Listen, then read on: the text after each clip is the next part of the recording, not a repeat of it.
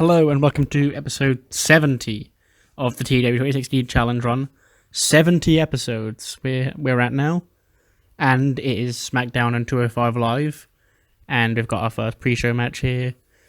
Snakebusters, New Day, AOP, and the team of Rude and Murphy. We have the women's one here. Charlotte and Carmella is the team they picked to win this. This is all the heavy hitters, really, of the women's division. Average, Paul Ronda. And the main eventers. And Luke Harper and Jinder.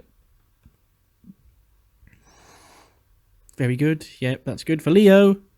SmackDown opens with Daniel Bryan and Rowan, who'd be accompanying him. And Rico is currently suspended, so he wouldn't be there.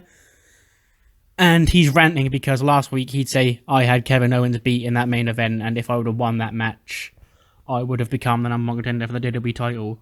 But Drew McIntyre knew that I was the biggest threat on this roster to his title, so he ran in and attacked us both, causing the double DQ, and now nothing is settled. That's when Kevin Owens would come out himself, and he's like, Bryan, no. It's all well and good, but you actually got it twisted. I was the one who would have beaten Drew McIntyre last week. And McIntyre did that. You should be thankful of McIntyre because he actually saved you from taking a loss in the main event last week. And quite frankly, if we were to meet again, I'd beat him and I'd beat you because I'm on a wave of momentum right now after my win at SummerSlam. That's why McIntyre himself would come out and he'd say, I'm not scared of either of you because I'm the WWE champion. I don't know if you noticed, I said at the start of last week, I would cement my dominance here on SmackDown Live. And last week, you two decided you were going to be in the main event of my first show as champion. The show needed to go off the air with the cameras all on me, holding my championship. And you two just so happened to get in my path. It's nothing personal. But if you want to sit here and mouth off to me, I'll happily destroy you both right now. That's when the New Day interrupt, and they say, Xavier's talking, he's like, look, I know this is a bit of a tense situation right now, but last week, after we lost at SummerSlam, we've been thinking to ourselves, what's next for the New Day? And we're brothers, we're not going to go our separate ways, but it's time to start focusing on each of us individually. And Big E, he put out a challenge and a threat to the WWE champion. And the WWE champion just so happens to be right here in the ring. So, Big E officially challenges Drew McIntyre to a match for the WWE title. And Bryan's like, no. You can't just come out here and challenge the champion and expect to get a title shot. I was going to become the number one contender when I beat Owens last week. So, if anything, if you want to get a title shot, you're going to have to go through me to get it. And Big E's like, okay then, Danny boy. How about in the main event, me versus you? And I get a WWE title shot in the near future if I beat you. So that is the main event tonight, is Daniel Bryan versus Big E.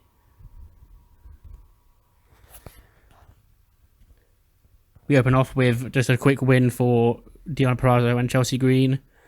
They defeat Xia Brookside and Candy Floss. Believe there's gimmick changes to be done here. Awful. Very good. Poor Deonna got a terrible gimmick. The Hardy Boys are backstage talking about how it was a wonderful success. They're not broken. They just still sort of throw that verbiage out there every now and again. How it was a wonderful success that they returned to the plane, the down of the Smackwoods last week. And how they are once again Team Extreme and they're going to prove why they're the best tag team of all time. When Court Moore walks up with AOP in tow, and he's like, very impressive win, Matt, Jeff, and well, you'll be long and prosperous career, and you're looking in great shape after you've been away for a while, and I'm sure you're going to manage to make an impact here on SmackDown Live, even this late in your career. That is, unless you're dumb enough to challenge AOP for the SmackDown Tag Team Championships, because, quite frankly, you can't hold up against a team like AOP anymore, because AOP are the most powerful duo on SmackDown Live, and you two are, let's just put it nicely, on the downswing in your careers. So if you want an early retirement, then you'll be dumb enough to challenge AOP. But if you want to keep doing your Team Extreme Hardy Boy stuff and pleasing the fans, then you better know what's best for you. Another squash. Bronson Reed defeats Austin Theory, who's here. He's another one of those people like AR Fox, who have only gone a 6-month PPA. I would sign him to NXT, but because he's in Evolve, I'm not allowed to, because of the alliance. So he's just on a PPA, and he can't go to NXT. So he's got to sit here and just eat losses. Buddy Murphy grabs the mic after Bronson Reed's win, and he'd introduced Bronson Reed because no one knows who he was if you don't watch NXT. And he's like, this is Bronson Reed. He's an Australian monster. He's the king of Australian strong style. And he sees Ricochet when he beats up Austin Theory. And Buddy Murphy warns Ricochet that this will be him. Not only when Bronson Reed gets his hand on him, but also when Buddy Murphy, the Juggernaut, gets his hand on him. And Reed would continue to beat up Theory. Ricochet would come in. He'd run out from the back, jump to the top rope, hit a springboard drop kick, sort of groggying Reed, but not knocking him off his feet. And he'd then take the fight to Murphy, but Reed would jump on him, flatten him with a seated senton, or the running senton, and a big splash on the top rope, and then he'd get picked up for Murphy's Law as Buddy Murphy and Bronson Reed, the two Australians, stand tall over Mr. Money in the Bank and Austin Theory, who's here for one night. Holy shit!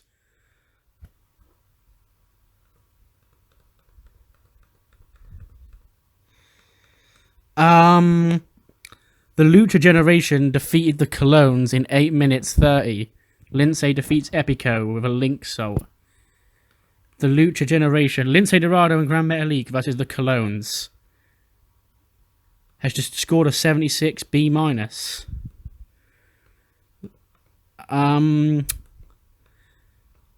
Okay.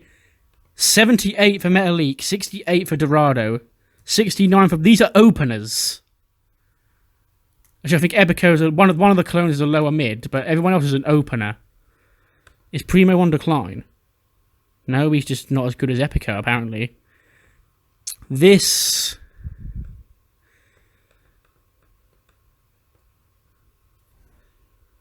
probably is going to score better than the main event. I should have put this on last. I am speechless.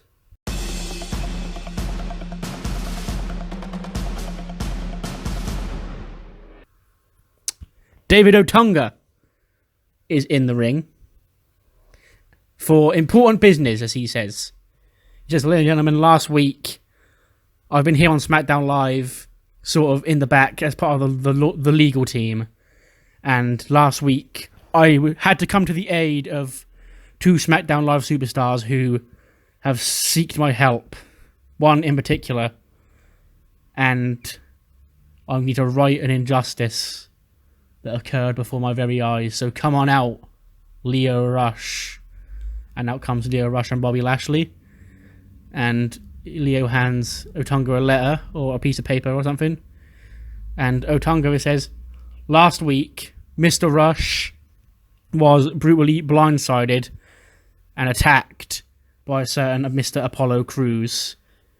And this here is a letter from the WWE legal team to Mr. Crews on behalf of myself, Mr. Rush, and the entire legal team, that Mr. Crews may not lay his hands on Mr. Rush in any capacity outside of a wrestling match. And Apollo comes out and he's like, Leo, really? I beat you up once. You run your mouth all this time, and once one person attacks you, you run to the legal team and you get this letter of not really a restraining order, but he just can't put his hands on Leo if he's not wrestling him. And it's like, you really think that's a big man thing to do? And Leo's like, I'm not the big man. Bobby Lashley, he's the big man. And Bobby Lashley, you don't take cheap shots on Bobby Lashley because you know Bobby Lashley will beat your ass. And Apollo's like, okay. Well, actually, I did come out here to see you get your ass beat yet again this week, but with this stupid law you've now got in place, I can't do it. But luckily for you, the fine print says only Mr. Apollo Crews can't lay his hands on you outside of the wrestling match. But I know somebody, a good friend of mine, who'll happily be willing to. And then out comes 205 Live star Akira Tozawa, and real-life best friend of Apollo Crews, who would get in Lio Rush's face and deck him. And Bobby Lashley would take the fight to Apollo Crews.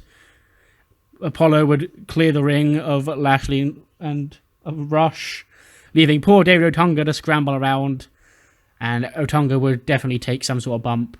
He'd probably get powerbombed and then diving sentoned, while Lashley and Rush watched on from the stage because their legal man who tried to stop Apollo from attacking Lio now doesn't work because Tozawa is here, and Tozawa has laid him out himself.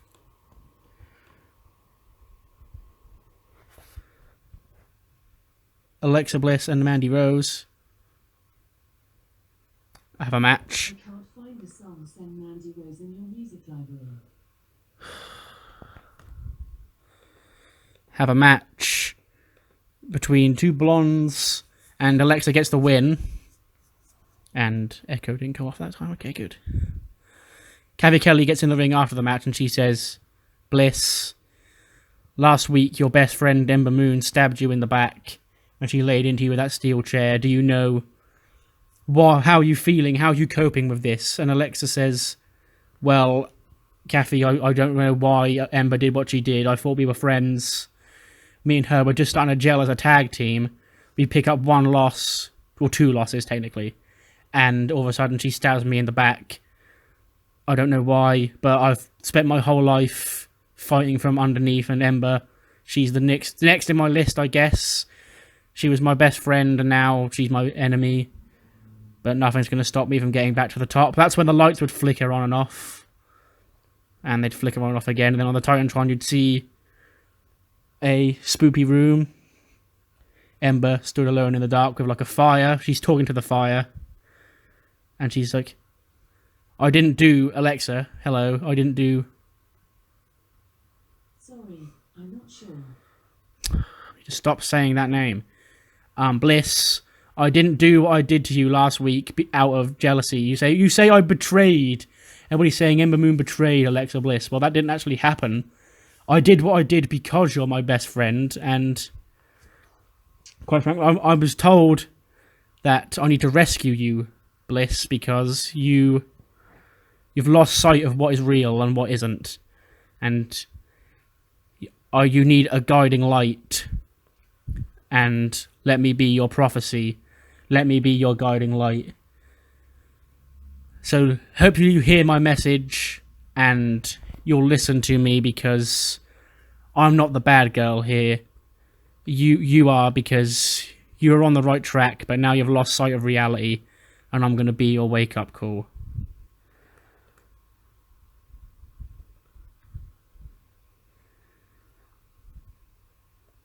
Balor and Andrade randomly pick up a tag team win over the Bar.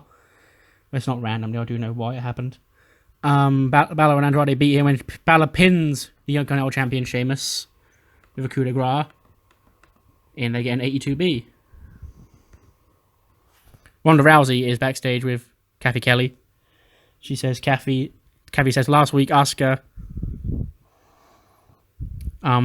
beat Shayna Baszler to become the number one contender for your SmackDown Women's Championship. And what are your thoughts on having to face Asuka at One Night Stand? And Ronda just simply says, the only reason nobody was ever ready for Asuka is because I wasn't around. And now I am around, and Asuka is not ready for me. Short, simple. Not every promo needs to be scripted out for about 6 minutes.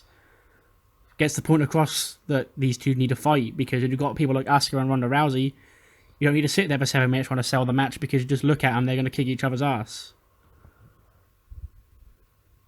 Okay, no, this was better than the tag match. Because I was worried I had to keep Bryan strong, so I thought it was going to get a terrible rating. But Big E does defeat Daniel Bryan with a big ending. And that results in a mad celebration between the New Day, who throw their pancakes around and start twerking and driving and jiving and dancing, and Rowan comes in. He helps Bryan to his feet, and him and Bryan attack Xavier Woods and Kofi Kingston. Big E tries to fight him off, but Drew McIntyre slides in from behind, drops him with a Claymore, and then McIntyre is temporarily aligned with Bryan and Rowan to beat up the New Day. Owens would come out, make the save, and I would give Owens the spot where he's the guy who does the big dive to the outside that takes all 6 men out. And he'd slap on the ramp and go, yeah, come on, as SmackDown goes off the air. Very simple show.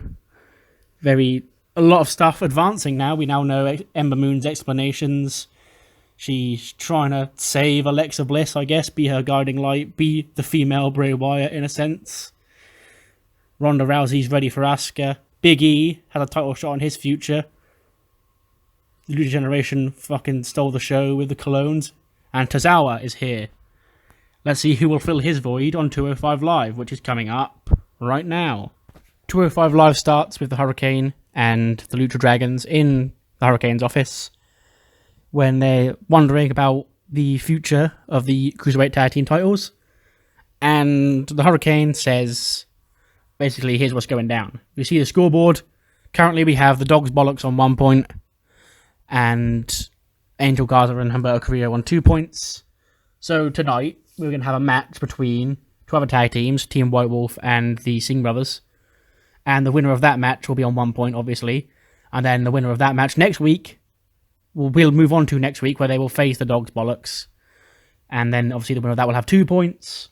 And then you'd have 2 teams on 2 points, being Angel Garza and Humberto Carrillo. And then the winner of that match. And then them 2 would face off in week 4.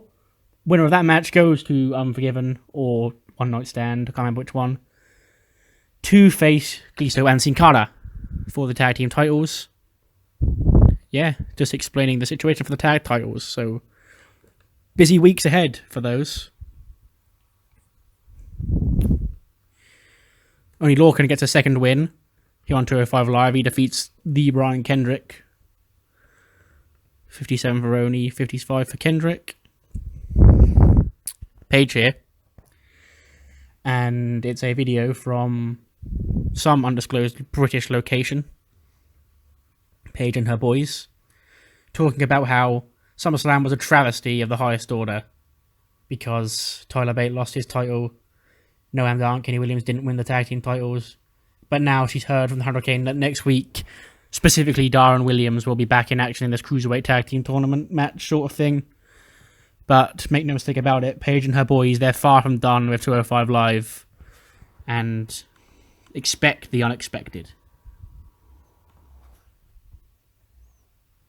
We get the tag team match. White Wolf defeat the Singh Brothers.